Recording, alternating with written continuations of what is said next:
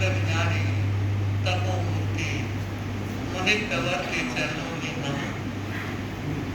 मुनि श्री अमन कुमार जी स्वामी, मुनि श्री नमी कुमार जी स्वामी, साध्वी वृंद, श्रावक श्राविका समाज,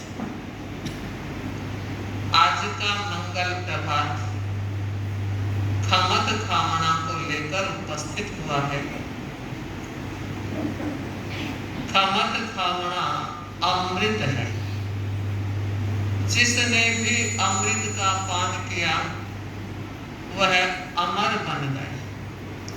अमरता का संदेश देने वाला यह महापर्व ग्रंथि खोलने का उत्तम अवसर है। गांठ तो लग ही जाती है, चाहते हुए ना चाहते। उन दोनों परिस्थितियों में जो संतुलन रख लेता है, बलिहारी जाने योग्य उसकी आत्मा हो। छदमस्तता के नाते गांठें लगती है, पर खमत खामना भगवान महावीर ने अमृत के तुल्य हमें दिया है।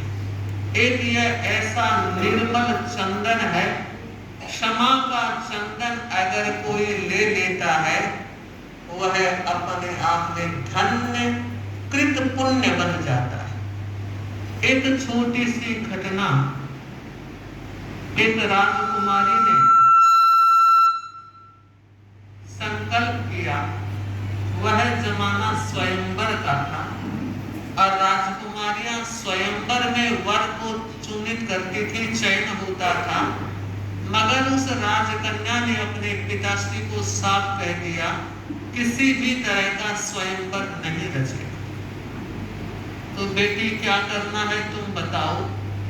तो उसने कहा एक व्यवस्था करनी है। क्या?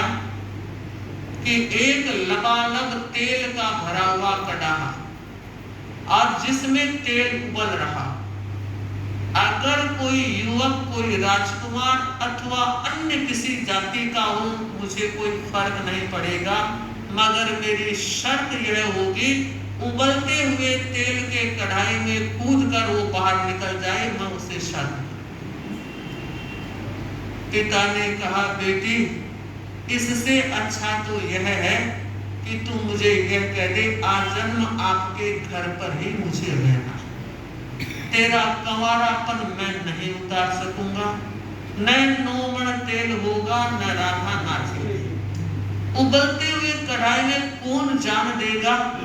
तो कहा संकल्प तो यही है, आप एक काम करें, घोषणा तो करवा दें।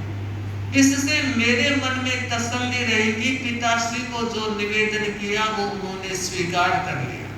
अब जो होगा देखा जाएगा, पर आप घोषणा करवा दो। आग्रह रहा बेटी का और राजा ने घोषणा करवा। घोषणा सुनने के बाद अनेक राजकुमार उस राजकन्या से शादी करने का मन बनाए हुए थे। क्यों? सुंदरी थी। पूरा सौंदर्य नहीं, वो गुणज्ञ राजकुमारी थी और उसके गुणों की सौरभ आसपास वालों को नहीं, दूर वालों को भी सुगंध आती थी। व्यक्ति नहीं बोलता, व्यक्ति का व्यवहार बोलता है, और व्यवहार अगर मधुर है तो सूरत कैसी भी हो कोई फर्क नहीं पड़ता। और सूरत बात अच्छी हो, सीरत ना हो तो गुण बाहिरो रोई डरो। सुगंध नहीं तो कुल बेकार है। और जीवन में अगर मृदुता और शालीनता का व्यवहार नहीं तो जीवन को आदमी बेकार कर लेता है।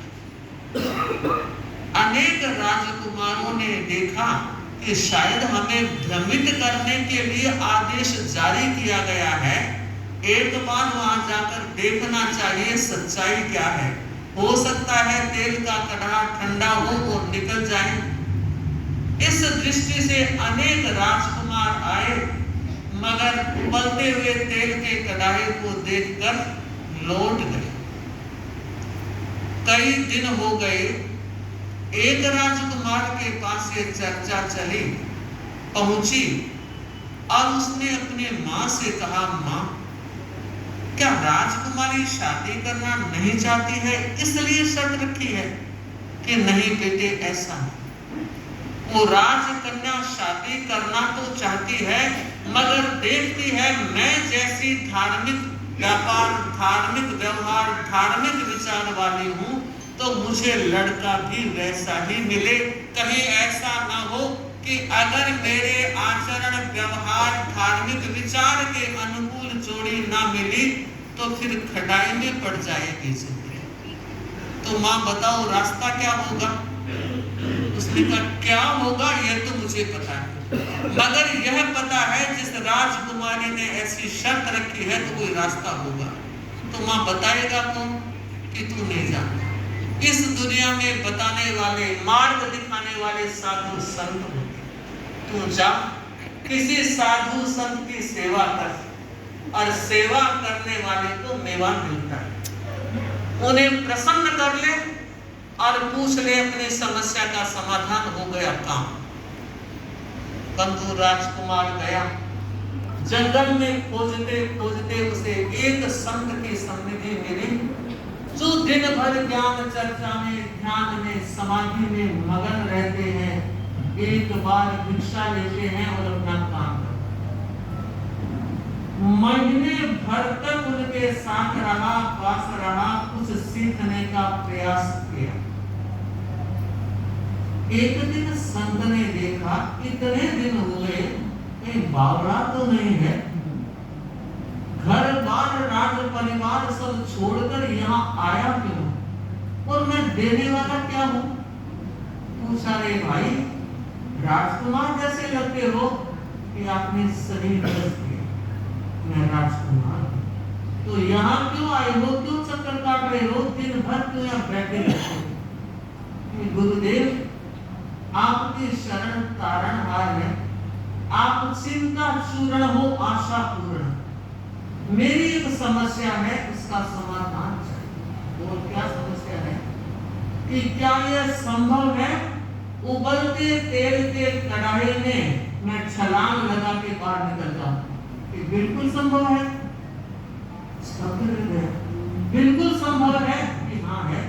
तो वो मार्ग बताए, वो पद्धति बना और कहते हैं महात्मा वो संत खड़े हुए अंदर अपनी कुटिया में गए और एक पुड़िया लेकर और बताया देख इस पुड़िया में 52 चंदन, और मैं बताऊं इस चंदन की एक विशेषता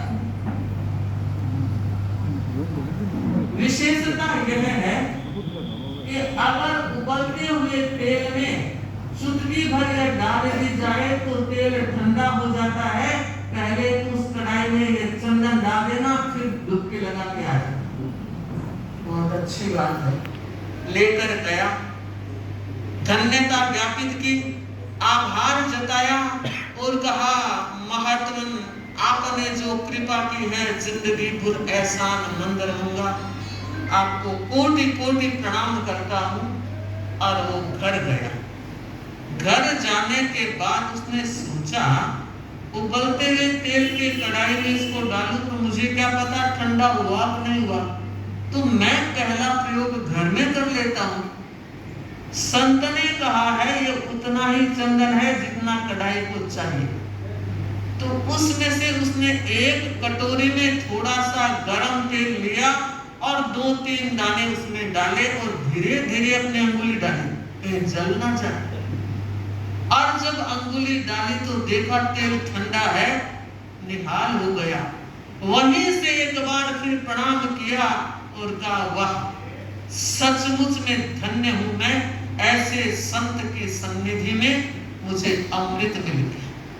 बंधुओं वो गया, बहुत दिनों